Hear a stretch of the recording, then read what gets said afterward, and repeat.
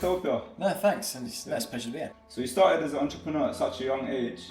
What was your childhood like? Well, I left school at 13, so basically just got no GCSEs. We had a bit of bullying at school, so I left there and went and did home tutoring at home, from home, and that was when I basically started.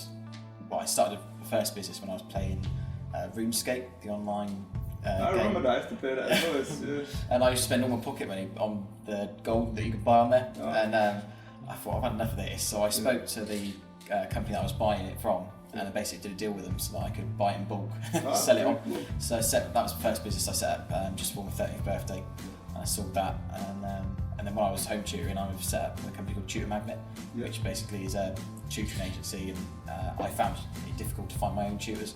And that was at 13 as well? Yeah, but it wasn't really a business idea, it was just kind of I found it difficult finding my own tutors, and I just wanted to have a platform where other people can go and find tutors easily.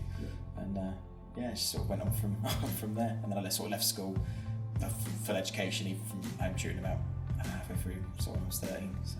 Now you're expanding into the United States and you're crowdfunding. Tell us a bit about that. How are you finding it? What's the project? Yeah, I mean, so Gripit's gone from sort of strength to strength. I mean, we invented it back in 2008. In 2012 was when we sort of really sort of started marketing it. And it went from kind of 500 stores, and then a year later it was 1,500 stores. Now it's 3,000, and we're just about to, like I said, go over to the United States. So we're going into the largest DIY stores in the world, basically, over there. So it's about 10,000 more stores, and that's including Australia. So yeah, it's really good. And then we'll obviously, because of that massive demand, there's the requirement for more machinery, which is why we're going to be looking at crowdfunding over the next couple of months. Who inspires you the most? I'd say I've got sort of two. I mean, I've got the sort of business and I've got personal. So obviously personally, sort of my dad and granddad have always been involved in business, and because I've grown up with them, it's kind of, I've always inspired to be them, and my dad's always wanted to be better than my granddad, and I've kind of always wanted to be better than. It's a bit of competition really. And then probably business-wise, although I've been on Dragon's Den, I'm not just saying it because of that. I always used to look at the Dragons before I'd even thought about going on there. I used to read Peter Jones's books, Richard Branson's books, I've read Duncan Vantine's books, just basically seeing where they've gone wrong and then putting that into place in my own business so I kind of avoid those mistakes, if you know what I mean. What does being an entrepreneur mean to you? I mean, to me, it's someone who's initially thinks on their feet, thinking outside the box, and that can sort of think of an idea and then implement it and then develop it into something that is exciting and new, and has always kind of got that different outlook on life, because I like to sort of go around and my friends will be at the pub drinking and I'll be thinking, they have a lot of people in here and they're totting up how much they're making, even though it's nothing to do with me. I've always got that kind of sort of business brain on. What's been your biggest lesson in life and why? The Dragon's Den really has been a big lesson for me, because obviously it was, I think it was only 18 at the time. I think it was the youngest ever to go on there at that age, and it was kind of taking a business that was doing really well, but taking it to the next level. And I'd never looked at funding before. I had to do a business plan, and then obviously then pitch to 5 multi-millionaire dragons. It was a big experience for me, and I think although it was one of the best, it was kind of very nerve-wracking at the same time. What's it like working with Deborah? It's been really good actually. Deborah's great. She's got so many contacts across so many different sectors that she can sort of just pull on as when she needs to. She's been a really good support. How long do you stick with an idea before giving up? I've had a few little ideas that you try, put a bit of money into it, and you can kind of see near enough straight away if it's going to be a go or not. So I always sort of give it a couple of months, look at different ways, but I'd say after sort of 3 to 6 months it'd be kind of cut that one basically. What are you most thankful for in your life? I think it's opportunity basically. So I think there's been quite a few opportunities that have come about. Obviously getting onto Dragon's Den was a massive opportunity for Gripit. Well, actually going a bit further back, coming up with Gripit really, it was kind of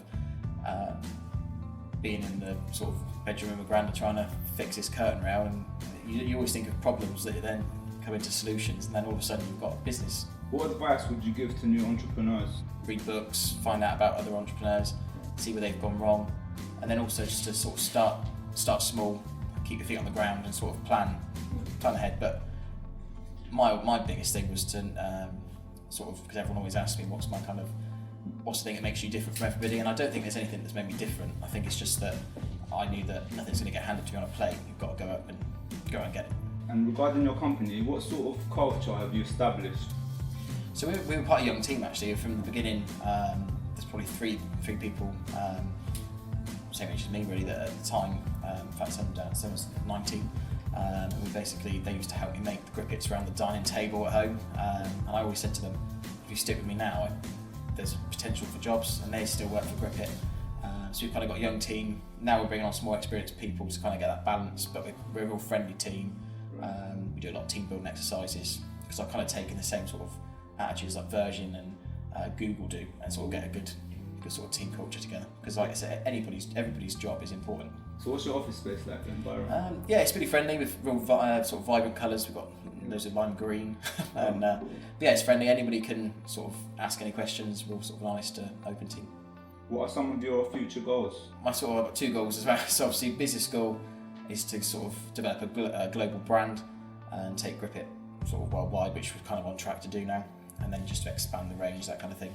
And then personally, it was always to sort of buy a Range Rover. So it'd be nice to, one day I'll treat myself maybe. Nice car. Yeah. Next up, we've got a game. Yeah. It's called the Forced Answer Game. There we go. So what it is I'll ask you a question and then I'll give you 2 choices. Yeah. And then you pick one of those. Okay. So, Okay. Yeah, sure. So the first question we have here is chocolate or biscuit? Ooh, biscuit. Bootstrap or investment? Investment. Tea or coffee? Tea, but I don't like hot drinks, but yeah, tea. Dragon's Den or The Apprentice? Well, it's got to be Dragon's Den. Introvert or extrovert? Extrovert. Apple or Google? Apple. Kim Kardashian or Beyonce? It's got to be Kim Kardashian. Starting up or being established? I think startup. Back to the interview. That's good. How much sleep do you get to have? Well, I'd like to have. I'd love to have 12 hours sleep, but no, I can sort of live on 6. Anything less than that, I'm a bit grouchy. But yeah, I catch up on weekends. What's been your biggest mess up to date? I think it would be Dragon's Den as well. I think you'll see that there was an error if you go back on the pitch where the plasterboard gave way in the actual radiator.